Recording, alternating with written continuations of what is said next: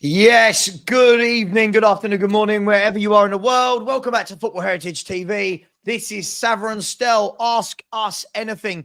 This is where we ask you before the show or during the show to ask your questions. Please put a Q. If you want to ask a question, a capital Q, and then ask a question. Obviously, super chats will be prioritized, but we will get to as many questions as we can. Stel from Tottenham away. It's match day. How are you, sir? I'm very good. I had a good session in the gym today, so I'm feeling relaxed. I'm feeling pumped, and I'm just getting ready to see what happens tonight. I've got my feelings what's going to happen, but it's Tottenham. We live in hope. We live in hope. Yeah, we certainly do live in hope. And listen, lots of before we, by the way, put some questions in, people. I've got a few saved, and we'll start on them in a minute. But and by the way, we will then be jumping straight over at 6:30 for a live watch along. So between 5 and 10:30, I will be live, and then at 10:30, Tottenham away will go live for their late night show. They've kind of cornered the late night aspect of YouTube. They're like Emmanuel back in the day. And if anyone needs to ask what that is, then you don't know what that is. A joke for all the oldies in the chat. Guys, Stel, let's start. Listen, there's been lots of talk. We'll get some questions in a minute. We'll get to the questions, but there's been lots of talk flying around about, I guess, more what are Liverpool going to do than what are Spurs going to do, right? Because we kind of know what we're going to do, what we have to do. The big question has been, what are Liverpool going to do team selection-wise? Are they going to rest the likes of Van Dijk, Salah, Alexander-Arnold, Diaz, or are they going to play a fully fit team because they've got Accrington Stanley? Who are they at the weekend? Well, a lot of Spurs fans weeks ago were saying that we've got a chance because Liverpool are going to play the kids because they want to focus on the league. But when you look at the weekend coming up, they're playing Accrington Stanley at Anfield, which means their under-18s could probably play and win that game, not even the under-21s or the B team. So for me, there's no reason for Liverpool to go half-hearted into this game. I expect them to go full strength because Ange has said he wins a trophy in his second season, but this is Arne Slot's first season. He'd want to put a marker down as well. I don't see why he would go weak now. It makes no sense. Yeah, we've got Tamworth, but we've got more of the banana skin than them. They're at home at Anfield on the weekend. And then I've heard some fans say, yeah, but next week there's Premier League games midweek and Liverpool have got to go away to Nottingham Forest. They're going to want to rest players. Well, we've got to go away to Arsenal. So this balances out for me. I don't think there's a Liverpool are going to be focused on A, B, and C, and Spurs don't need to focus on A, B, and C. So I think there might be some changes from both teams, actually, Savva. If the managers had sense, they'd both go full strength. There's no reason not to go full strength from Arne Slot or from Postecoglou. But if there were to be some changes, I don't think, Liverpool making changes, Spurs aren't. I think both teams will make some changes tonight. Spurs obviously have got less options, but plus we've got suspensions to Sarr and Maddison.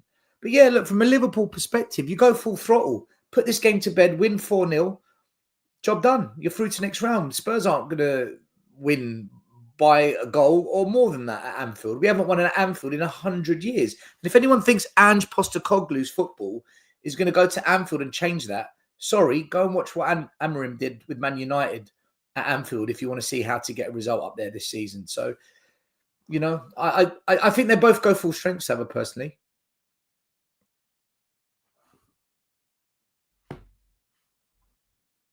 Apologies. I sneezed, put myself on mute and forgot to unmute.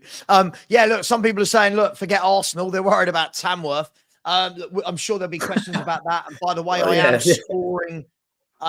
am storing the questions up. So if I don't get to them in order, I will get to as many as possible. Just before we get to the questions, Stel, I feel like we've got to touch upon the breaking news in the world of football today. Maybe an hour ago, the worst kept secret in football history that Lopetegui, I'm getting used to saying that. I always used to say Lopetegui. Lopetegui has been sacked. And I just want to, yeah, definitely a schoolboy sneeze error. Yeah. And I just wanted to show you this still. And this for me is embarrassing that West Ham are thinking like this and we don't. And it's this. It was the club statement of West Ham can confirm the head coach, Julian Lopetegui, has today left the club. It's this bit. The first half of the season has not aligned with the club's ambitions, and the club has therefore taken the action in line with its objectives. They're below us still. Their managers had 6 months and 1 transfer window. They're below us by 1 point. Doesn't this say a lot about Spurs and our lack of ambition that we've still got our guy? I'm not going to lie to you. When you said the worst kept secret in football, breaking news, I thought you were going to talk about the South Korean French bakery company that's now sponsoring Tottenham. Yeah, you caught me off guard there. I was expecting some big news about the fresh baguettes that will now be available at Spurs' new stadium. But anyway, Lopetegui, yeah. Sorry, the South Korean company whose name is Paris Baguette. Like, I mean, it's a mind fuck, isn't it? It's crazy. The day after we announce Son is staying for another year. Yeah. Okay. Yeah. Nice. On the day of the semi-final of the... Okay. Yeah. Lopetegui. Yeah, look, West Ham have done the right thing. They're in free fall. They've got a much better squad of players than what the results are showing. We've been saying for ages, look, it can't continue at West Ham, just like we've been saying it can't continue at Spurs. We saw how Wolves, they pulled the plug. They've got a response... 4 games, they've managed to get 2 wins, a draw, and a loss, which is better than loss every week. Yeah. And West Ham have looked at it and said, you know what, we've got to make a change, and they have. Listen, Lopetegui's tactics were similar to Ange. High line, never adjusts it, balls over the top, kamikaze stuff, and West Ham paid the price. There's 2 schools of thought. What's the expectation? Could the manager be doing better? And if the answer is the expectation's higher than what we are and the manager should be doing better, you got to get rid of the manager. What's the expectation at Spurs? Well, who knows? Who knows what the expectation is at Spurs? Could the manager be doing better in this situation? Yes, he can. Yes, he can. But he's chosen not to adapt it. He's chosen to stick to this method of football, regardless of whether he's got the players or not. So I think keeping Ange is a humongous risk, because if he doesn't turn it around in January, we are in a full-blown relegation battle. And I'm sorry, he's not a relegation battle manager. He's not made of that stuff. I don't think he's ever had to be in a relegation fight. So West Ham did the right thing. Have we done the right thing? Personally, no. I think keeping Ange is the wrong thing, but time will tell. I know you agree that he should have gone by now, but... Oh, mate, for me, he should have gone a year ago. For me, I genuinely think the writing was on the wall very early on with this manager. But as I said before, there seems to be a lot of people. There genuinely seems to be a lot of people that like him, and I think it's because, as Danny says, we kick the ball that way a lot, which apparently in football is good tactics. But look, let's get to some questions, shall we? And yeah, Mahfouz, you're right. West Ham have taken 8 points from their last 8 games. Tottenham have taken 5 points from their last 8 games. It's absolutely madness, isn't it? West Ham moving bigger than Tottenham Hotspur. Let's go to the first question I've got here tonight. Stel, Morton Barley, Gary, big up to you, has said, what do you each think it will take for Daniel Levy to eventually... Oh, God, we started off Stel on a Daniel Levy question. What do you think it will take Daniel Levy to say enough and sack this manager? Is he currently surviving just on potential cup wins? It will take the fans to turn. The fans haven't turned. We've had 1 protest, which achieved nothing. We've not had a protest since. We've had no boycotts. We lost to Chelsea 4-2 after having a 2-0 lead, and we clapped the players off the pitch. We were 5-1 down against Liverpool at home, and we sang the manager's name. So if you're the chairman, no one's on my back. you're singing the manager's name, my back's in the corner because all the signs say that most fans want Ange in. And if the chairman sacks him, he might have a revolt from the Ange sexuals. The cult of Ange might turn on him. If this keeps going, though, he's in the corner because fans want the manager to stay, but the season's falling apart right in front of our eyes and we're sleepwalking into a relegation battle. I think the turning point is when fans start chanting, "We want Levy out," or when they start booing the manager at the end of every game. When that all happens, he will pull the plug. But we've got to get to that stage, and it seems we could lose 6-0 at home to, I don't know, Brentford, and we'd be like, good effort, good, you know, unlucky. So I genuinely don't get it, Savva. I've never seen it like this at Spurs before. What I will say as well, though, is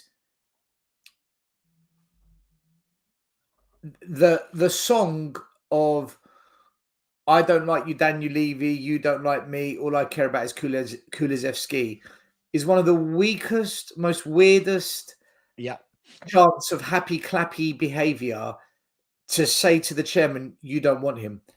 If you're going to chant a song against the chairman, "We want Levy out, we want Levy out," is the simplest, most to the point chant. It's the only chant. This is what, when people kept coming on and saying to me, "Oh, well, haven't you heard that song that you know, Levy don't care about me, I don't." I thought, yeah, but the fact that they've added Kulusevski onto the end of that is no longer now peddling the message of owners out. I mean, look, thank you very much for the question. This one I'll go really quickly. I have not seen the F1 go-kart track. I don't know if it's any good. Stel, have you? Yeah, any good? It is actually. It's very good. Yeah. There you go. Listen, I've got no doubt it's bloody good because it's nothing to do with football. So I've got no doubt. It's like asking, are the hand dryers in the toilet any good? Yeah, they're probably the best hand dryers you can get. But the footballers, not quite the same. Thank you, Gary, for that question. The next one we've got here is Arthur Sleep. I like that. Half asleep, yeah. Has said, would you take Didier Deschamps? So the news broke today, didn't it, that Didier Deschamps has stepped down or stepping down as the France manager after 12 years. Stel, you taking Didier Deschamps as the next manager? If the option was Ange or Deschamps, I'd take Deschamps. I'd take most managers. That was my answer in a nutshell. Yeah. Let us know in the chat. You take. I mean, it's weird. He's been the manager of a nation, winning tournaments for 12 years. Very different coming to club football. But as Stel said, I'm at the stage where if you offer me, you could offer me anyone out of the top half of the championship, I'd take them over Ange at the moment. I genuinely think he's dreadful. But thank you all for sleep.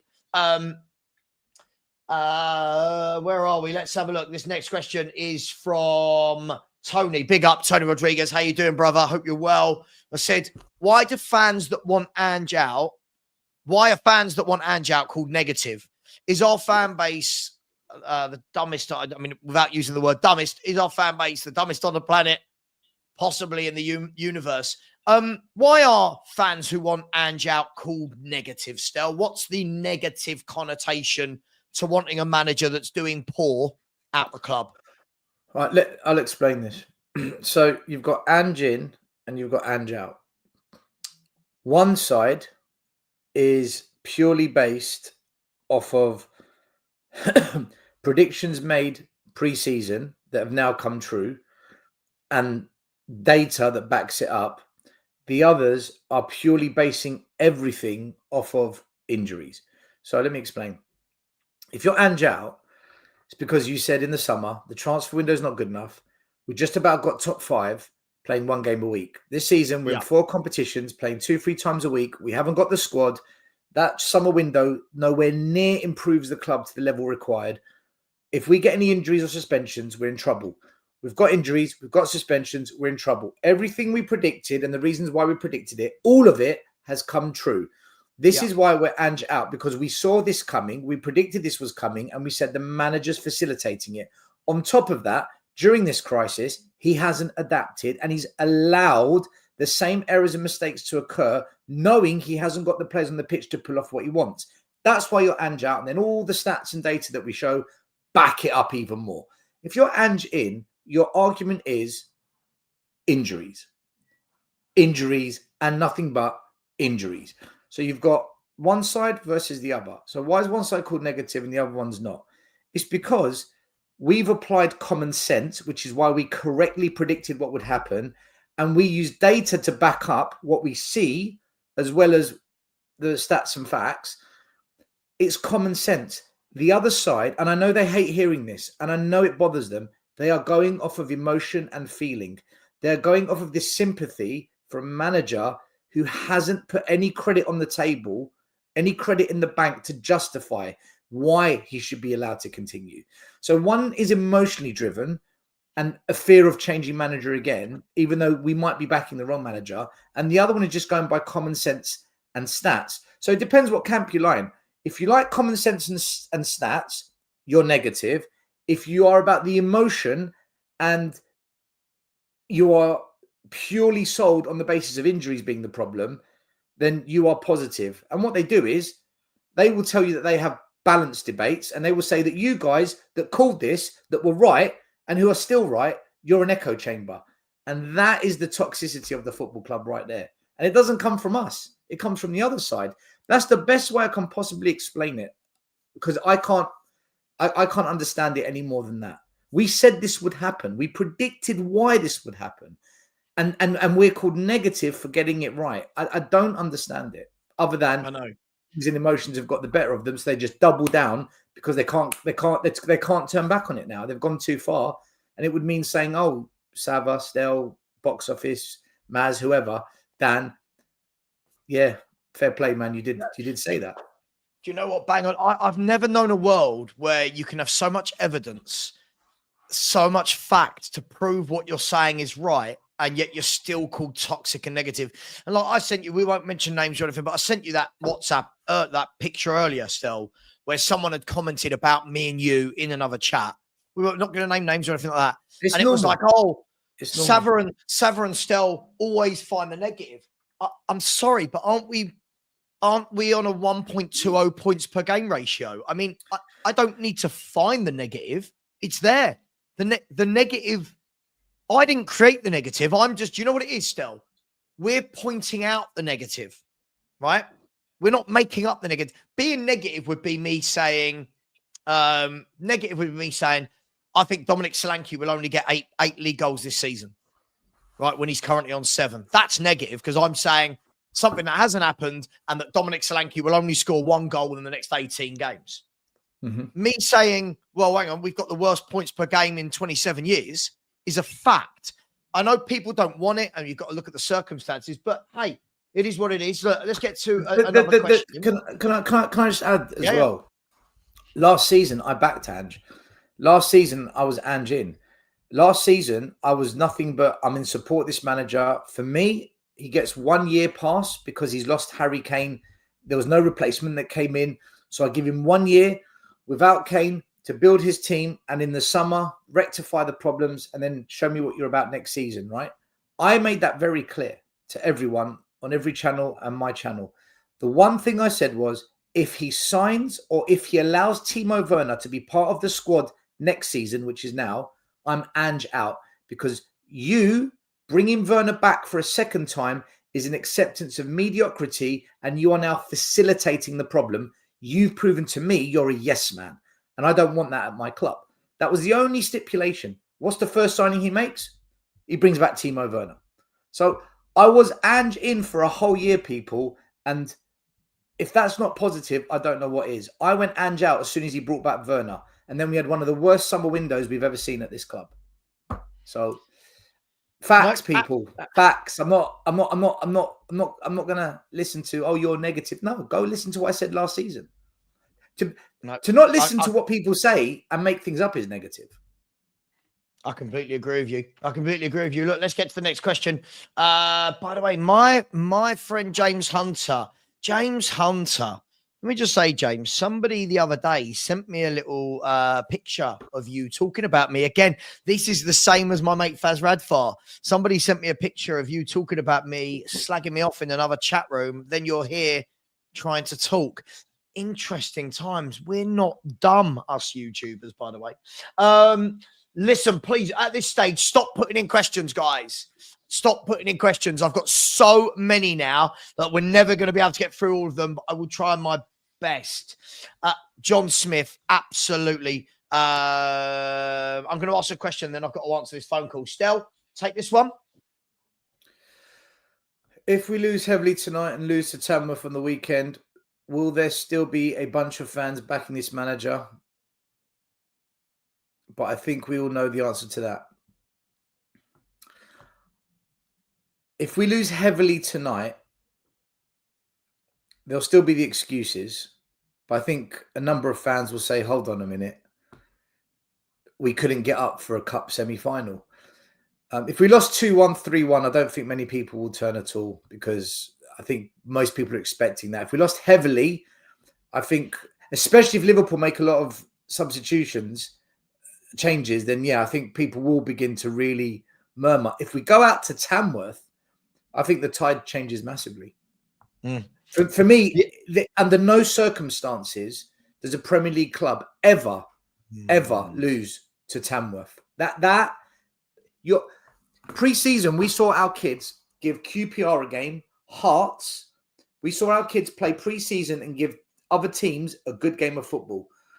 If our kids can't beat Tamworth, let alone the first team, with injuries or not, then the manager has to be sacked. That is the most sackable offence, losing to Tamworth. I don't even know where they are in the league. What are they, 94th? I don't know. They're in the conference. Hang on, I'll tell you what. Let's have a look at Tamworth then, shall we? So Tamworth are in the football league, aren't they? In the hang on, here we go. Where are we? England. But I don't think we lose to Tamworth, by the way, guys. I think we comfortably win that game. I'm not even worried about Tamworth. Fans that are saying, "Oh, you know what? I'm worried about Tamworth." I think that's a bit hysterical. I've got close friends that are worried as well, and I'm just like, nah, not for me. We'll beat them.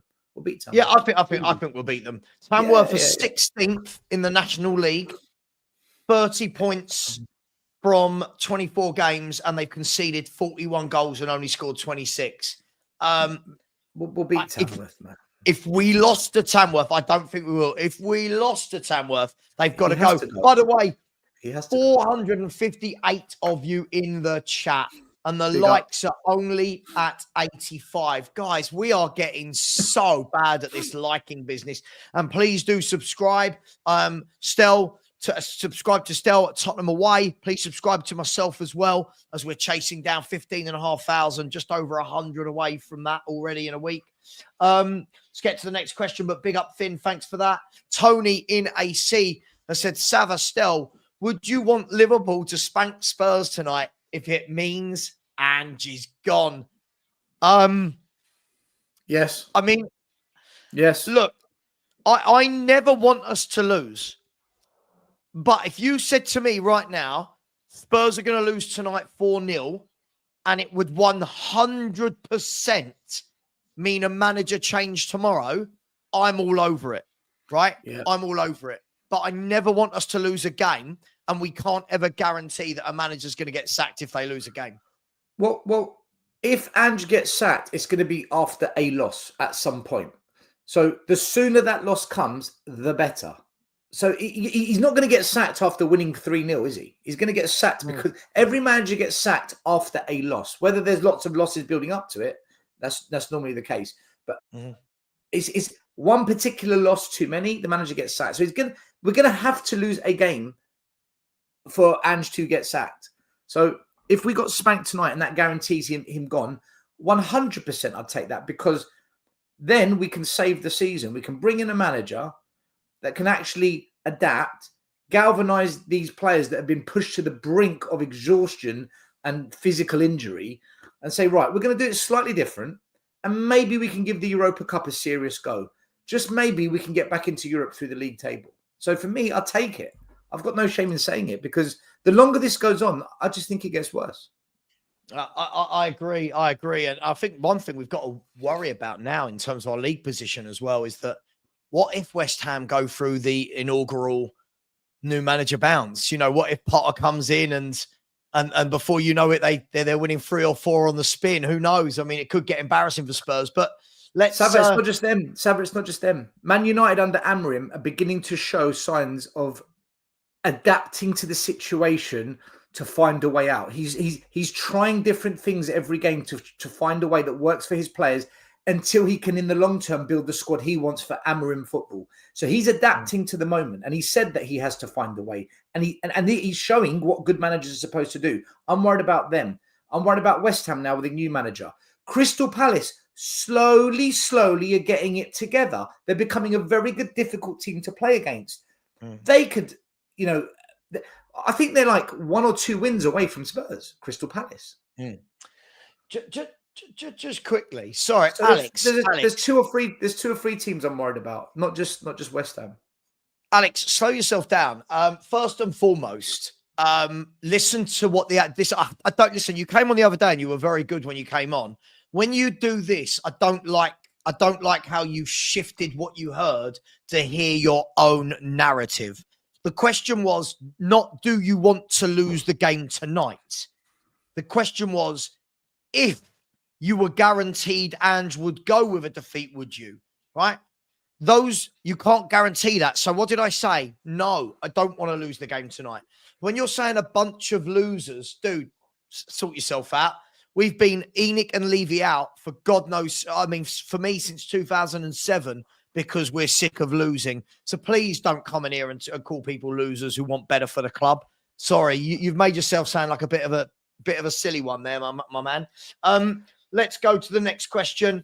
The next question, Stel, is from a Clockwork Cherry. Has said, do you think Big Ange will blame the ball if you lose, like Arteta did? Did you see this? It's unbelievable. Unbelievable. The thing is, he's blaming the ball that was made by Puma, but that same ball was used when Arsenal beat Crystal Palace in the previous round. So you're all right knocking Crystal Palace playing. Do you know what? If ever you wanted to give people like Lee Gunner ammunition to make a week's worth of content, Arteta just gave him, like, there's a week of content for Lee Gunner and all the Arteta outlaw. I mean, it was unbelievable. We had to adapt to the ball. What? And Newcastle, didn't they play with the same ball? Look, do you know what? If it's crazy. It's crazy. At one point last night, Lee Gunner had 10,000 people watching him live. I'm not surprised. And when his watch along first ended, it showed that he had over 100,000 views on his watch along, and that was before people would have watched any of it back. Then he went live another hour later. He loves it. Can I say? Hats off to him. The title of that show, Generational Emergency Meeting.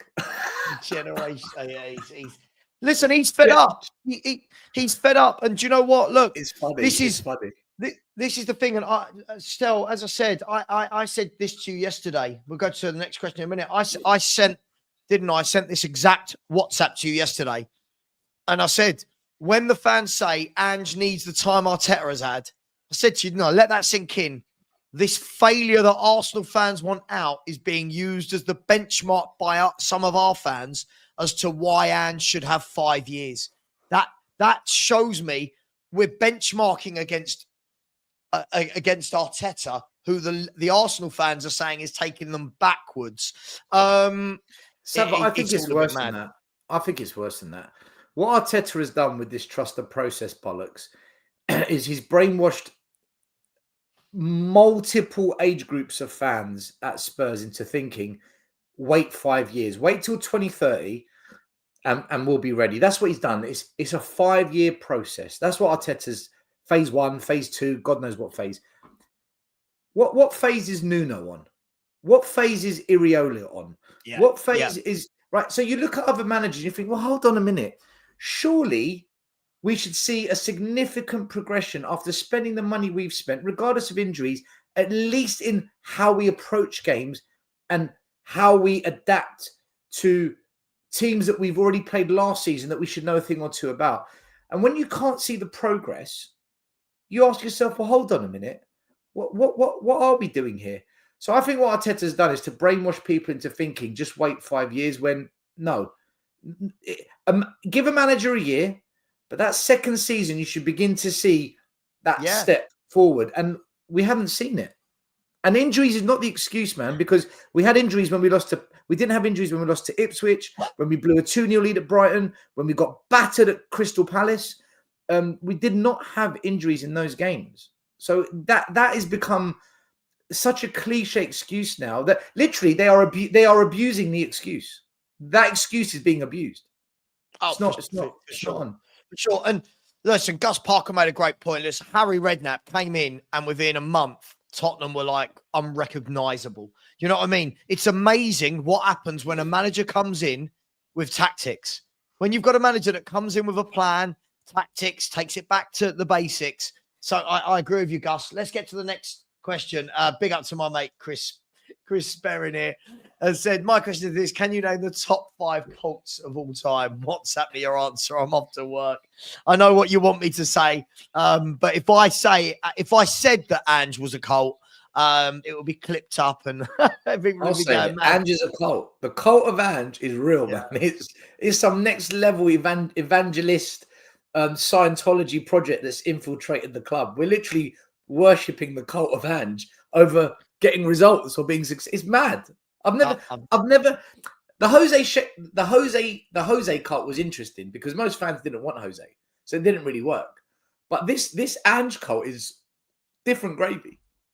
By the way, Jay, before I go on to the next question, Jay, as I've said many times before, Eddie Howe is a superb coach.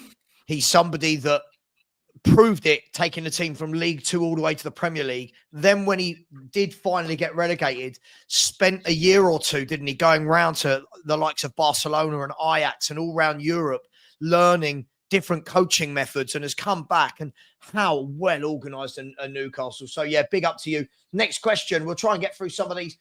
Big up Philly, who has said, by the way, this is the first time I'm reading these. Do you think it's fair that other fans manipulate others when it comes to Spurs? I'm not sure how I'm reading that, Stel.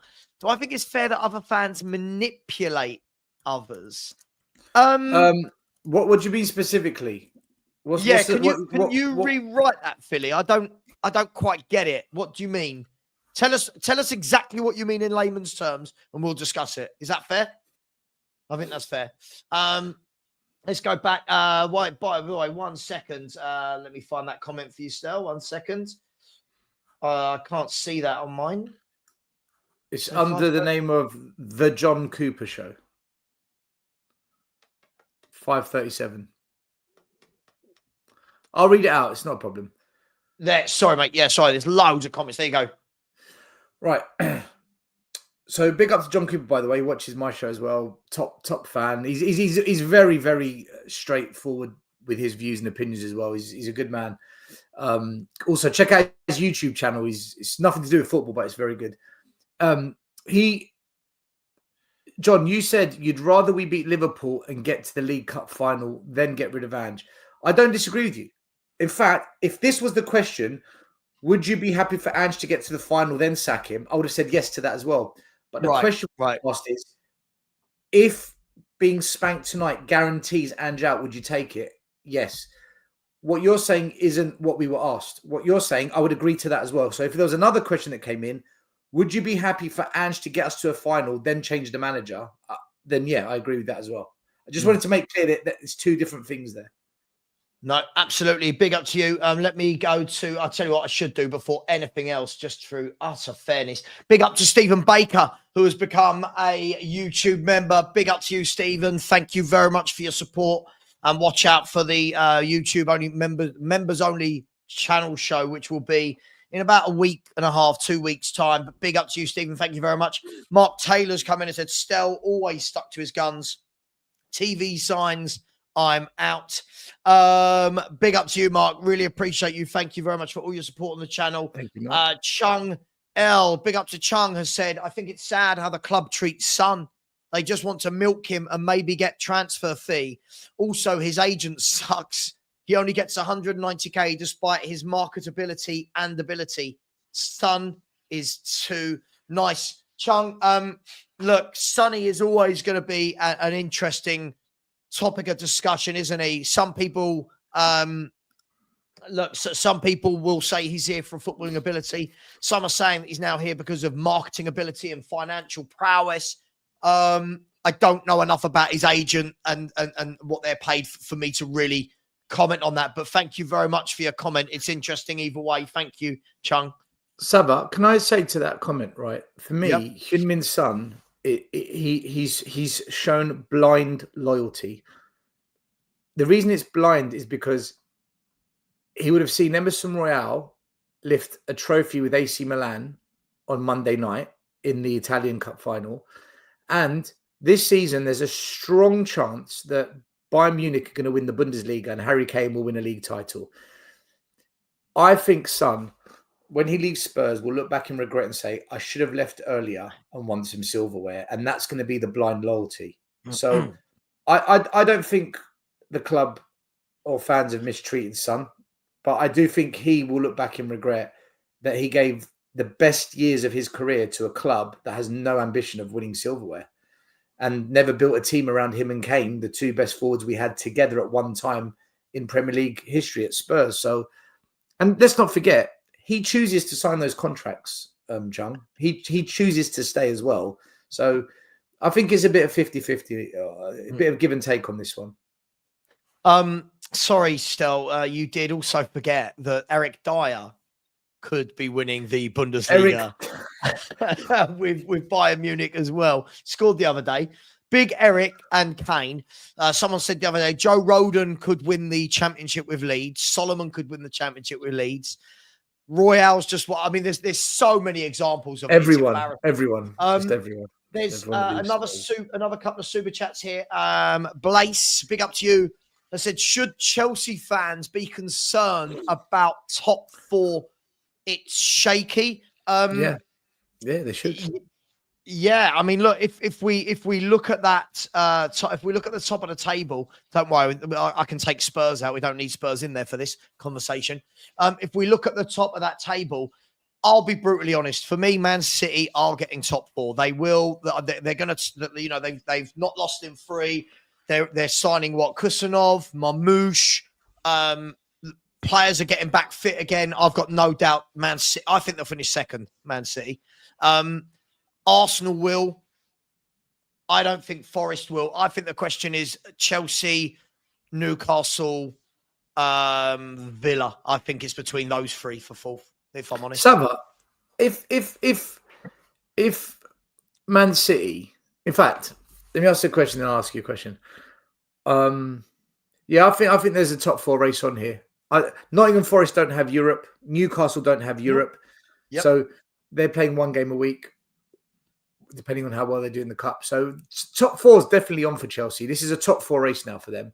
Do you think, and I know it's far-fetched, would you write off Man City from winning the title, even though they're 12 points off? The reason is they've still got to play another 18 games, which is about 60-odd points of football?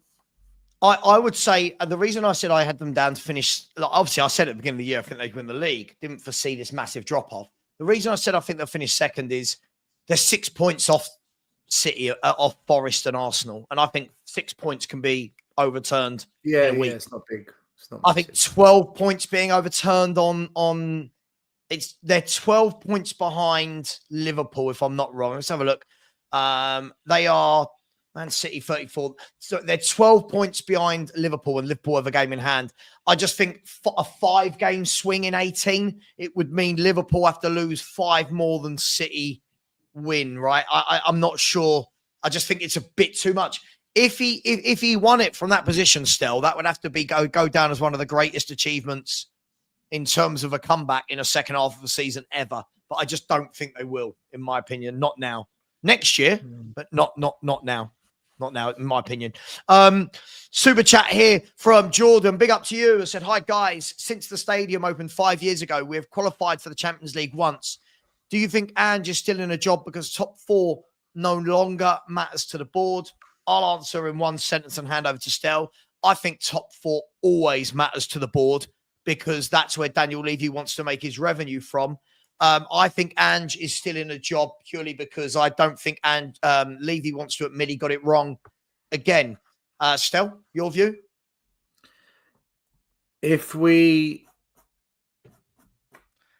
had qualified for top 4 all those years, would we have sacked the managers? Probably not. So the fact we've been sacking managers is directly linked to top 4, in my view. So I think that answers the question. Yeah, absolutely. Let's go to the next question. Scott M, by the way, thinks Chelsea will easily make top 4. Forest will drop off.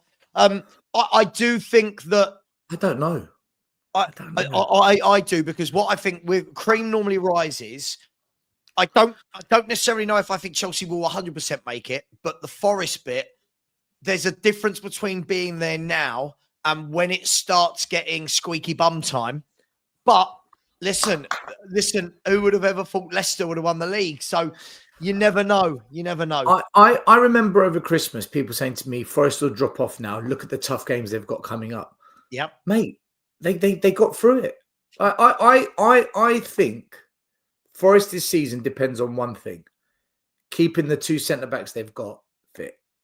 If they keep Morello and Milenkovic fit, I think. And do you know what? Their goalkeeper looks pretty decent as well. By the way, their goalie looks pretty decent. Sells has got the most clean sheets, and I tell you what, he looks pretty Sells decent. comes out and he controls his area. He doesn't, he's not scared. He comes out. He's an old school. I'm going to go into the crowd, and by hook or crook, I'm getting that football. Their fullbacks as well, Nico Williams and Anya have done brilliantly. Like listen, hats off to Nuno. All is forgiven. Do you know what? Forest remind me of Pochettino's Spurs in the sense that they've got a starting 11 that just works so well together. Keep them fit, and they're going to be there to the end of the season. 2 or 3 key injuries, then I see a big drop-off. Just like a Poch team. Although Poch, I think, had better players, I'm talking about that balance and that it works. This is my way of playing, and these players, it works. And I think that's what Nottingham Forest are. But I do think the key is that they've got to keep that backline fit. If they do, mate, they will be there come end of the season. I would even put a wager on that. Well, let's see. By the way, the next question is one that isn't on the show, but was put into my YouTube section earlier. It was from Ethan Bates. Big up, Ethan. Always very supportive of the channel.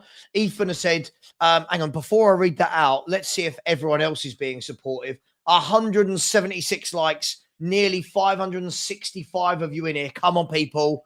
Come on. That should be at 300 easily. Please subscribe to Stel. I've only had 2 subscribers throughout this entire show. We should be getting 10 a show. Come on, people. Ethan has asked this, Stel.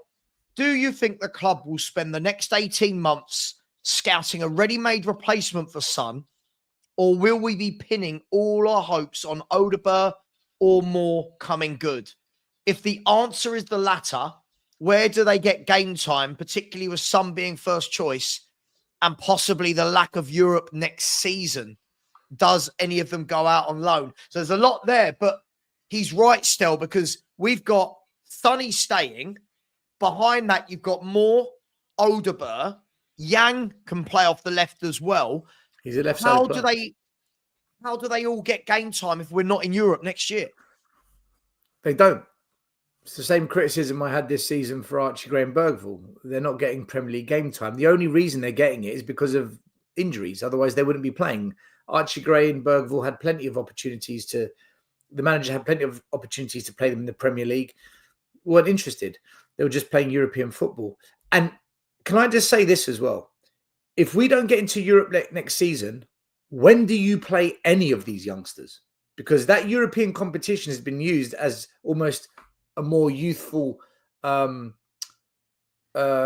competition where we can play more youth.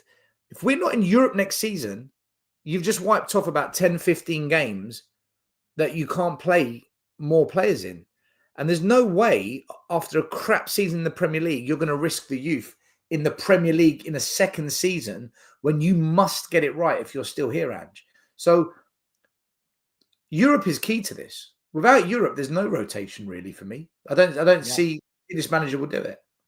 That's exactly why right now I would get a new manager in and go, listen, you've got 18 league games left. We need a manager bounce. You know what Spurs need? Spurs need 5-6 wins in a row to even start touching Bournemouth, Bournemouth are 9 points ahead of us, and they're currently in the Conference League place still. We need 3 wins without anyone above us winning just to get to 7th. But you know what people are going to say? But if we win the FA Cup, we get into the Europa. But if we win the Europa, we're in the Champions League. But if we do something we haven't done and win a European trophy in 40 years, that answers all the problems. And it's just what a risk, what a high risk approach to take. This ownership doesn't take high risks. It simply doesn't. Absolutely. Look, next question here. Alex said the semi-final. These are the sort of questions I find funny. The semi-final is one of the best achievements we've had in the recent years. Is it?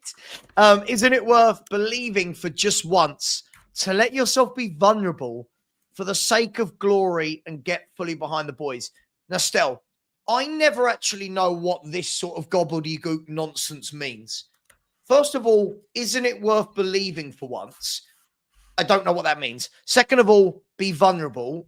What does that mean? And third, for the sake of glory, to get fully behind the boy. I don't understand what we're saying here at all, if I'm brutally honest. I don't understand how Alexander's previous comment was to call us losers, but then you've just called the semi-final as an achievement. Is that not the definition of a loser mentality, celebrating a semi-final as an achievement? That in itself, head's gone. I never see. The problem I've got with this is you're asking me to lie, right? You want me to lie to you. Isn't it worth believing just for once? I don't believe in his tactics. I don't believe in the way he manages games, and I don't believe we'll beat Liverpool, right? So you want me to lie and say, tactically, I think he's going to change it. Tactically, I think he'll manage the game well, and I believe we will beat Liverpool. You want me to lie so that you are happy. I don't lie for anyone. I say it as it is, and that's probably why you're putting in these messages, because I'm not lying to you. Look, there's other channels and other creators that will tell you these things that you want to hear. Go watch them, go listen to them, and they will tell you these things that you want to hear. But you choose to be here. Why? It's because you know you're getting the real, the honest chat. So either you get on board with the honest chat and debate it, or you're asking me effectively to lie. You basically said to me, but look, there we go again. Believe in the boys.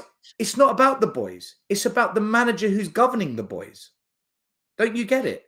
Do you know what I don't understand? If you tell the players to play a high line, it doesn't matter what boys I've got on the pitch. Van der Ven and Romero couldn't do it. If the manager tells the fullbacks to invert, it doesn't matter whether we've got prime Ashley Cole and prime Gary Neville. We're still going to get caught. It's not about the boys. It's about the manager. I'm so bored of the just believe in the boys. Listen, Alex, we're grown men. I don't just sit there at night and I don't sit there with my wife when the lottery's taking place and going, just believe we're going to win it and the other 70 million people playing it won't. What are we doing here? Listen, I haven't even given a prediction for tonight's game yet, but when you say just believe in the boys, I need evidence to show me that I should believe in what we're seeing. It's this sort of fluff that this is what football fans have become. Just believe, please. Just believe. It doesn't matter what Savva thinks. It doesn't matter what I think. It's the 62,000 fans, if they've managed to sell the 4,000 tickets that haven't been sold, because there's 4,000 empty seats that don't believe, which is why they're not going. But if the stadium is packed, it's them. So you need to tell them. Savva, me, it doesn't matter what we think. We're not going to be in that stadium cheering them on. They can't hear us. So where you're directing your frustration is misguided, Alex. But listen, thanks for watching the show, man. I mean, I appreciate you being here. I just never understand. Big up, Ellie. Hope you're well. So the truth is, it's not an achievement until we got the trophy. I agree. I think Correct, Ellie. even like, can you imagine if we draw or Bravo. win tonight, Bravo. right? By the way, I'm not saying we can't, but if we draw or win tonight, our fans will do what they always do. We'll start telling everyone we're in the final before we've even played the second leg at Anfield. We're so starved of success that people like Alex think you just believe and it happens. I can't do it anymore. Reezy has said, still, it does matter what you think. You have a voice in the community. Yeah, but Reezy, Stel can say whatever he wants. You just literally blindly follow every defeat we have anyway. So it doesn't really matter what Stel says, does it? Do I coach the players? Do I set up the players? Do I make the substitutions? Am I on the pitch, passing, kicking, defending, tackling, throwing, taking free kicks? Am I in the stadium tonight cheering them on or booing them if I'm not happy? I'm doing none of that. So to say what I say matters, it only matters to those who choose, like you choose, to watch and listen to me, right? The team don't listen to me. Ange doesn't listen to me. Levy doesn't listen to me because I've been telling him to leave for 20 odd years. He's still here. I've told Ange to leave. He's still here. So none of them are listening to me, Rezi. I'm sorry to break the truth to you there. Unfortunately, Damroy 94, when you're saying you're not real fans, listen, I think you've completely... Why are we not real fans? Hang on. Why? Just for once, what I would love is what we say into these microphones actually comes out the other end. No one said we don't want to win tonight. No one said that we're not going to be behind the lads. I just don't believe they've been coached properly and are set up properly to beat Liverpool over two legs. Listen, if we beat Liverpool over two legs, superb. We're in a final. I'll wait until it happens, though. With all of this, you're not real fans. I love this. I've seen fans that have started YouTube channels, right, that have been supporting Spurs for about 2 years, saying things like, oh, these toxic fans, they're not real. Dude, I was at White Hart Lane in the 1980s. Do you know what I mean? I was standing on the terraces in the 1980s of White Hart Lane. We got people who have never been to the stadium saying to me, you're not a real fan. Come on. Let's stop all this. Anyway, let's get back to some questions, Stel. Let's get back to some questions. Where are we going to? Dennis Dervish has said, are we going to play five-a-side football in our own box tonight? Take that to mean whatever you think, Stel. For me, I think that means all the short tippy-tappy passing in and around our own goal is how I would read that. Yeah, that means playing out from the back. I'll tell you tonight, yes. I've got no idea. Probably. Yeah. I mean, have you ever seen us not? I think we saw Austin go long when he was under pressure the other night. But in general, when we've got the ball, we do play out from the back. And it's how we ended up conceding the first goal. I think, a slack pass from, was it Gray to Saar with a bad pass to Bergvall. Then the ball was hit against Joe Linton. Futures Bright said, do you guys think we are too good to go down? I don't. Not with this manager. Still too good to go down? I don't think we'll get relegated, no. I think there's 3 or 4 teams that we like. The fact we smashed Southampton just proves it. I think there's 3 or 4 teams we'll be all right. We'll be okay. I think we're better than Leicester. I think we're better than Southampton. I think we're better than even Wolves. They didn't beat us. Let's remind ourselves they didn't beat us. I think what we've got at the moment, with a couple of players coming back, we won't get relegated. That's, for me, it's not even, just like I know we're not going to lose to Tamworth, I know we're not going to get relegated. Yeah, there's too many poor teams for me. Futures Bright, Futures Lily White. There's too many. Look, let's be fair. We could lose the next 3, and I still don't think that the teams in the bottom 3, Ipswich, Leicester, are going to win 3 in a row. So I can't see that we go down in any way, shape, or form. What I do think, I think it's a real sad indictment on how bad this manager has made this team that we're talking about the 3 or 4 teams immediately below us, which is a real concern. Faizan Chowdhury, it's a question. Why do you guys think Ange won't adapt? Personally, I don't think he can. And still, this always comes back to is it that he can? or is it? Sorry, is it that he can or can't, or is it stubbornness? What do you reckon? He doesn't know how. I've worked with many coaches. I've worked with academy coaches. I've met ex managers from championships at conferences that I've been to with the FA. I'm telling you, Ange doesn't know how to adapt. He's got his way. He's got his system. He's learnt it. It works for him in certain environments. He does not know how to adapt to a completely different formation and a different way of playing. He doesn't know. His coaches probably know, but and I'm sure they've mentioned it. In fact, I know it's been mentioned to him. He's just, it's not for me. So there you go. Yeah, absolutely. Another question here from Mark Taylor. Big up Mark, who has said, Savva and Stel, if Spurs sign 4 quality players in the summer and the right manager, do you think we'd have a chance at top 4? If I can just chuck in a quick sentence before I guess, Mark, I truly believe that this season, with a good manager and the squad we've got, we should be in with a chance of top 4. If we're talking about Newcastle are in for a chance of top 4 and Villa are in for a chance of top 4 and Nottingham Forest are in with a chance of top 4, then we should be in with a chance of top 4. It's only the revisionism for me, Mark, of the people that were telling me we were going to finish second or third, that now after 20 games have made their minds up that those players that they said would finish second or third are now no longer good enough to finish second or third. So still, I think with 4 quality players, we definitely, and a proper manager. I think with 4 quality players, we win a trophy.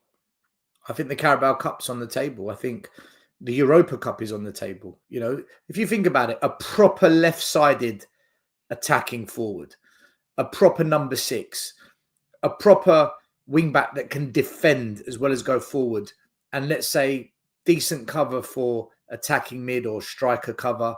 Mate, bring 4 quality, keyword there, quality players of that ilk. Fuck me. Yeah. That's, I think that's what fans like Savva and myself and a few others, I think that's what we've been crying out for the last 7-8 years. We just want to see quality signings. I think, you know, Absolutely. not the average players that we sign and then one maybe good one. Absolutely. I think the crazy thing for me is all the same fans that were assuring me we were going to finish top 4 this year, and now the ones saying he's not being backed. I find it amusing how much an opinion can change on a footballer in the space of 6 months and 20 games. Just in from Dean Jones Soccer, Tottenham FC want to close a deal sign around Al-Kolo Muani this week.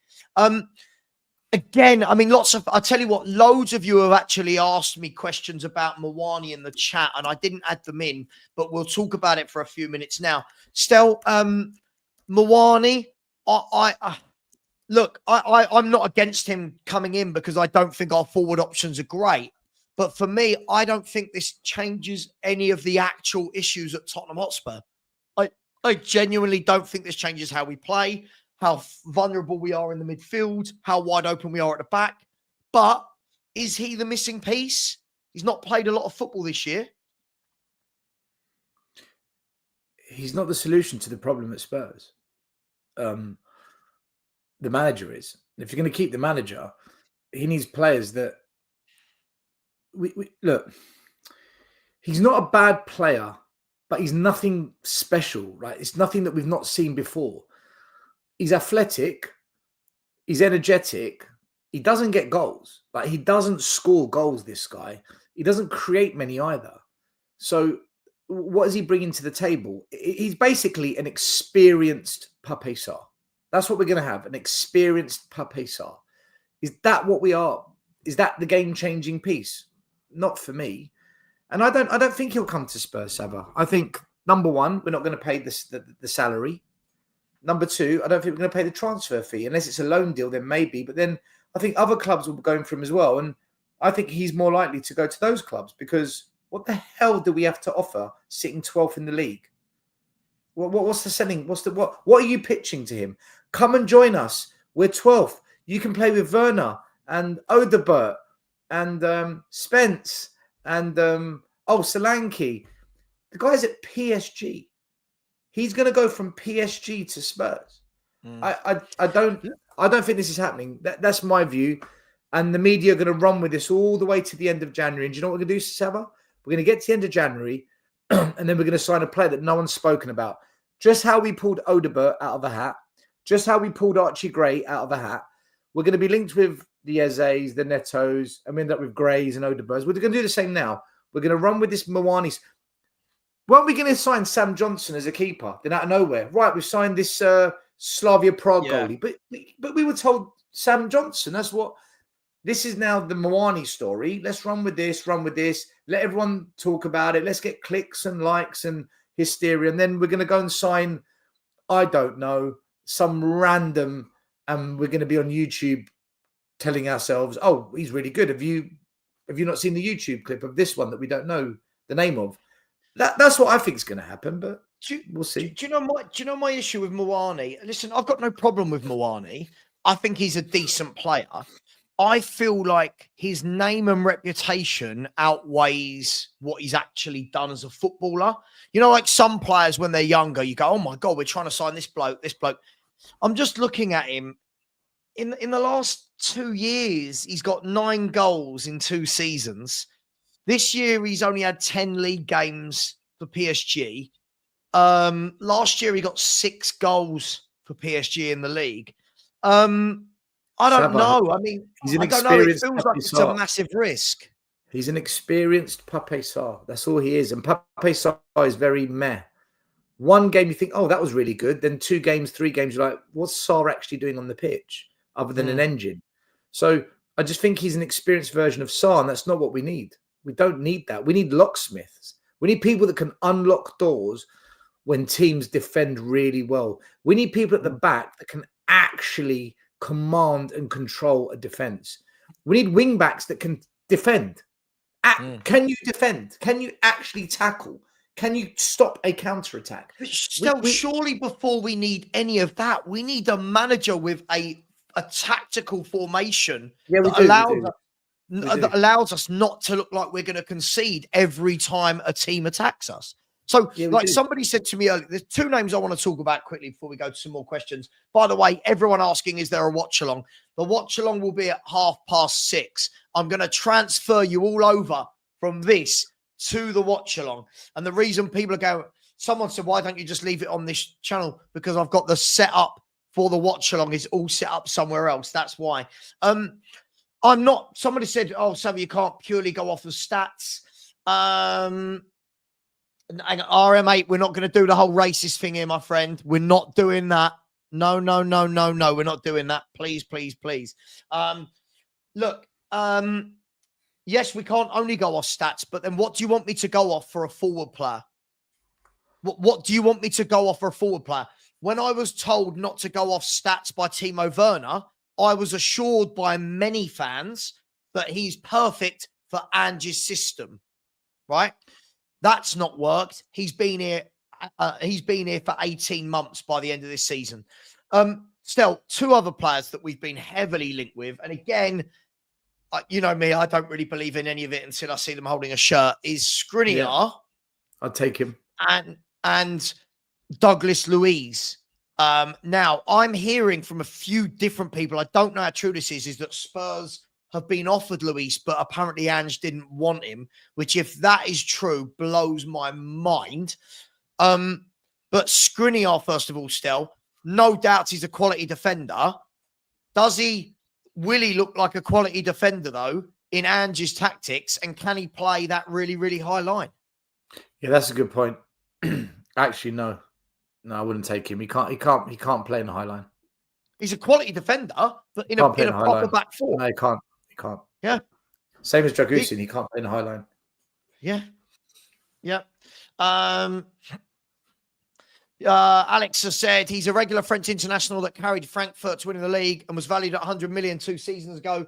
There's definitely a creative and versatile. Alex, I'm not saying there isn't, but again, it's another player that we'd be going to get that you've mentioned it 2 seasons ago. Why do we never go and get people who are doing it now? Why don't we ever go like Man City are probably going to get Mamouche? Why can't we go to a club like that and go, we want that guy that's in form now? So let me, 2 things I'm going to say. This is the same bullshit that fans said about Werner. 5 years ago, he helped Chelsea win a Champions League. Great. 5 years ago. When Havertz went to Arsenal, oh, but look what Arteta's doing. He's getting the best out of Havertz. Arsenal fans want Havertz out now. He missed an absolute sitter against Newcastle. Good players are consistent. That's why they're good. They don't have flash in the pan seasons. They don't have one-off moments. Harry Kane is a very good player because club, country, everywhere he goes, under every manager, under every system, he consistently gets goals. That's the caliber of player we want. What you're selling to us is a player who was good one season, 2 years ago. That's the issue at Spurs. It's almost like we're picking up desserts and sloppy seconds. We want the main course, man. We want the meat and veg. We want what's ready now to eat, the good stuff, not, all right, we'll have a bit of dessert, but we miss all the starters and mains, or everyone's eating whatever's left on the plate. We'll have some of that. That's what it sounds like to me. If we big up Faisal, if we sign Moani, who realistically, as a Spurs fan, is going to say yes, buzzing? Yeah, I if we sign him, I'll look at it and go, okay, cool. But if we sign Moani, do you know what I want still? I want him to go straight in that first 11. No messing about. None of this on the bench. Straight in that front three. And I want to see him deliver. Because this time last year, everyone was doing this with Werner. I'm not saying Moani is Werner, but this time last year, everyone was going, well, what would a successful loan period be to keep him? He then had a shocking loan period, and then Ange still kept him. Let's have a look at some questions. Stephanie has asked, why are the players still backing Ange if you believe he is a bad manager? Usually players down tools when they are done. My simple answer to this before I hand over to Stel is, on what evidence are the players still backing Ange? We've won 1 game in 9, and that was against Southampton. When you're saying downing tools, how bad do we have to keep playing in every game for people to not think it's downing tools? And this is what really pissed me off still with the second half against Newcastle. They showed they were playing for him. What? Because Newcastle sat back and gave us all the football? Like, I don't even know what this means. Why are the players still backing Ange? The players that are backing Ange, what club do they go to that's bigger than Spurs? Yeah, it's a great question. They've got a very good gig. An average group of players at a top 6 club. This is as good as it gets for 95% of our players. Johnson will never go to a bigger club. Werner is washed out. Son is on the decline.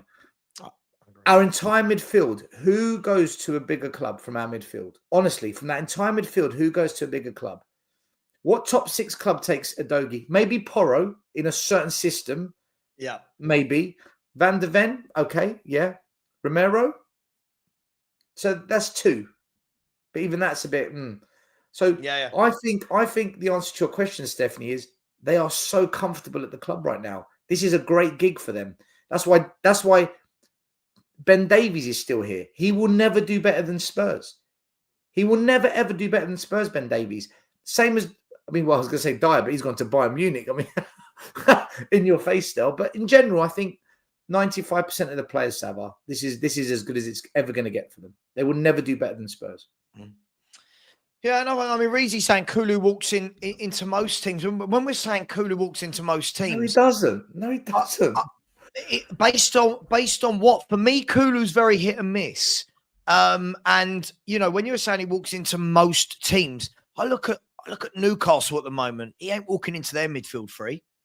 Newcastle got a fantastic midfield three.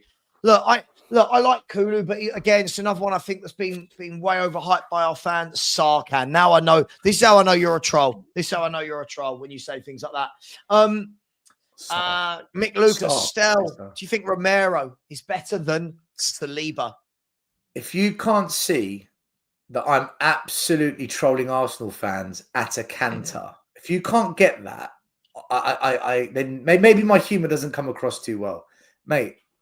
Read the room. Yeah, I think Saliba's superior to Romero for me, but yeah. Romero's already plotting a way out. Let me go to some. Yeah, I think he's right. I think Romero will be gone in the summer. I agree. I think he'll be gone. Johnson.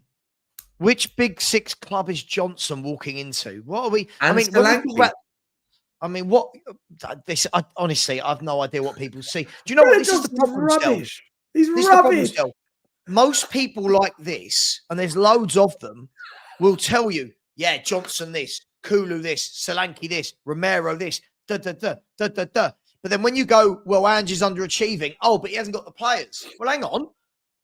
Which one is it? Is it the players or is it the manager? Question here from. By the way, I think Solanke, by the way, gets into Arsenal only because they haven't got a striker, and at least it's a target man that they don't have. So maybe, but that's not their first choice, is it? It's more out of desperation. But Johnson doesn't.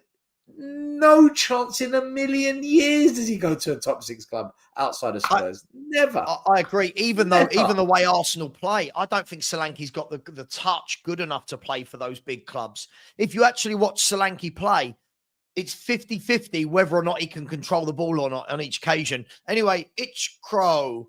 I've probably butchered that name. I apologize. I said, Stel, as someone like yourself, you still pay to go to games. How should fans boycott the club? I've been boycotting for the last 2.5 months. I went to one game, Wolves, because I bought the tickets in September, I think, because I had friends over from Italy and Switzerland, and we agreed that they hadn't been to the stadium. It was a Christmas kind of get-together, but I've been boycotting for the last 2.5 months. Yeah. Well, there you go. There was that. There we go. The next question is... big up to my man, LFC Copite, who said, Savva Stel, forget Ange. If you could take one current Liverpool player to add to your team, who would it be and why? There's so many. Yeah. Can I say all 11? Can I change that 1 to 11? I know who I'd take. Do you know my difficulty of answering this question is straight away, the first thing I want to say is Virgil van Dijk in terms of being one of the best defenders in the world, right? But the question is, I can't, if I'm forgetting Ange, I want it to be Virgil van Dijk, right? With Ange, I'd want it to be Mo Salah going the other way because Van Dijk wouldn't stand a chance playing in these tactics. He'd have to be a one-man defender. Who are you taking, Stel? The way we play and what we are desperately missing, because I think Van de Ven can do a job. I think Romero, for me, Luis Diaz all day long. Fucking day long. Diaz. All day long. He's trickery. He creates. He scores. He causes havoc. He's a proper wide player. We don't have a proper wide player at the club. We don't. By the way, Florian Plettenberg has just announced this on his page. And we all know Florian Plettenberg gets everything right in Germany. He said, exclusive, concrete negotiations are currently taking place between Manchester City and Omar Mamouche. Discussions on the player's side are advanced, but a verbal agreement has not yet been reached. The 25-year-old top striker loves Frankfurt, but is open to an immediate transfer, of course. Man City are offering Mamouche a long-term contract until 2020, 29 or 30. However, there are no negotiations, price set to be between 50 and 60 million euros. Stel, have you seen Mamouche play? I can't say I have. I've heard about him, but I haven't seen him play. I haven't. He's good one player. Of them where you'll watch him and then you'll go, yeah, we don't sign players. Oh, no, I have. No, I have, because Cheyenne sent me a video a while back. I have seen Mamouche. Wasn't an ex-Spurs player? Did an ex-Spurs player recommend him to us or something? Or have I mixed this up with someone else? Yeah. It depends. I'm not sure. All I know is... Didn't Mido link him to us? Or was that another player? Yes. Mido, he also told us to get Mo Salah all those years ago. And we ignored... Mate, I have seen Mamouche.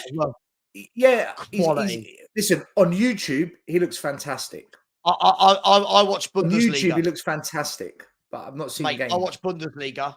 Mamouche's quality, right foot, left foot, off the channels. Yeah, I know who it is. It's the Mido link. I know who this is. Shine in fact sent me a video about 6 months ago. I do know who this is. Yeah, mate. Are you surprised? Man City signing a good player? I'm not. That's what. Well, That's what apparently they're ambitious also clubs do. close to tying up Kusanov as well, the centre half that everyone wants. Look, let's be fair. This is why when everyone was going, "Oh, City are done," you're like, "What? Why would you goad them? You know they're going to go and sign quality."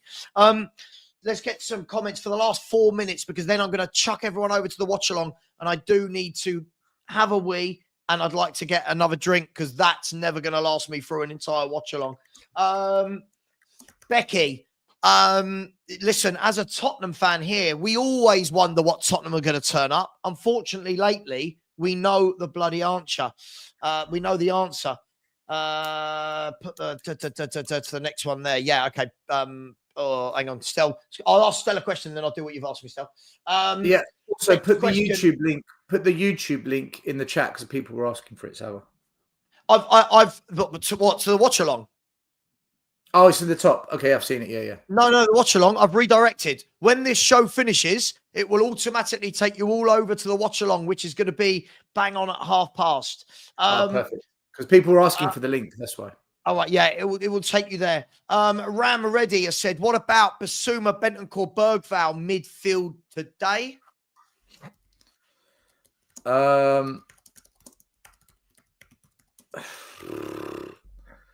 Well, I think there's no choice because Sarr and Maddison are suspended.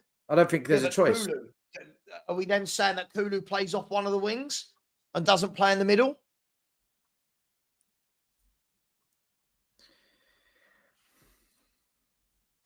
Look, I think if you really want to win this game, you play your most experienced players, which means Bergvall will have to go on the bench.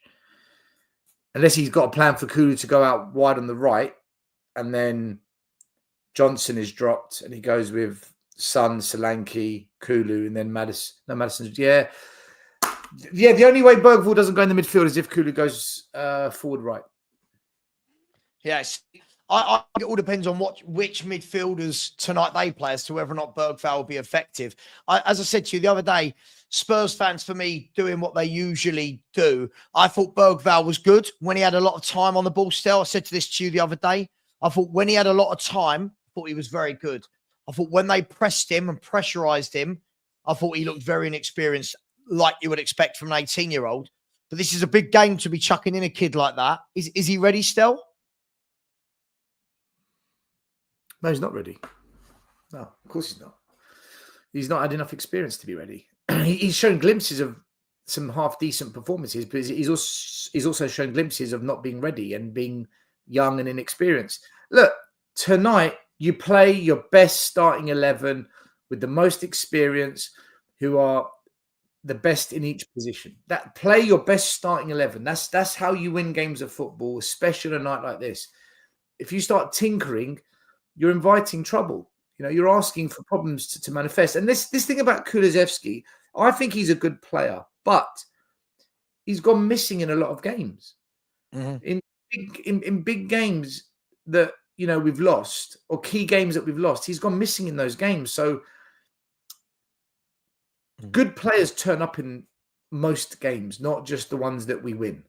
They turn up in the ones that we're struggling in. And where was he against Ipswich, against Palace, against Bournemouth? Where was he against Brighton away? Where was he against Newcastle? Where was he against Arsenal at home? Where was he in these games? He goes missing, like many of our players. So, but tonight I would start him because he's one of our most informed players. Yeah, no, absolutely. Listen, just some really quick fire questions for a minute before we finish. Still, really quickly. If he wins the League Cup, are you Ange in? Any manager that wins a trophy at Spurs, I will fully back, because then I'm the biggest hypocrite on earth. Because I've always said I would take finishing 10th and winning a Carabao Cup. If it guarantees a trophy, I'll take mid-table. I just want trophies. Every year I say the same thing. If Ange wins a Carabao Cup, I cannot turn on him. I would have to apologize to everyone, publicly say sorry to people. I got it wrong, because he would have done something we haven't seen since the Ramos days, right? Mm-hmm. But he's not going to win the League Cup. So it doesn't matter. I am 0% confident he will beat Liverpool over 2 legs with the second leg at Anfield. I'm sorry, I just don't see it. But if he does win it, yeah, I will be Ange. I will. And I stick to what I say. I don't pivot people. The things that I say out there, I stick by it, you know. I've always said, win me a trophy. That's all I care about. It doesn't matter who the manager is. Mourinho, Nuno, Mason. Win me a trophy and you will shut me up. I can't even be Levy out as much as I am if we win a trophy, because Levy would have brought in the manager that won the trophy. Where does that leave me? It was quick fire. It was quick fire still. It was quick fire. We've got 30 seconds left. I would absolutely take Jack Grealish. I'm looking at a squad devoid of quality. I can't believe the number of Spurs fans that wouldn't want Jack Grealish. For me, yes. Stel, for you, yes or no? You taking him? 100%. He's a dribbler. I think that Pep has tried to take some of the dribbling out of him and make him more of a tiki-taka player. I think Jack Grealish, if he can go back to his old ways and just let him be free, let him roam with the ball, let him take on players, just let him be the Jack Grealish of Aston Villa. Why would you not want that at Spurs? We don't have a dribbler at Spurs. Nobody at Spurs is a proper out-and-out dribbler. Jack Grealish has got that in his locker. The old Jack. Well, the old Jack. I just can't believe. But will Ange get that out of him? Probably not. Probably the not. Number of people though that say they wouldn't want him, it confuses it hurts my head. The Rude Boy Sound, just last question. I said, does poor planning from the board factor into what we're witnessing? Just really, really quickly, from my point of view, I think yes, in terms of depending on how good you think Spurs should be. But I think what we're witnessing is 99% down to god-awful tactics, if we're going to be completely honest. They will work every now and then. Like, for example, if we win the game tonight, everyone will go, see, Ange ball, it does work. Then we'll lose 4 games and people will ignore it. Listen, a super chat, and then I do need to go. Said, the issue is not just Ange, but his entire coaching team, says a user. Look, I'm hearing that there are coaches at Spurs that have asked him to adapt and that he has said unequivocally, no, this is how I play. So I don't know. I genuinely don't know.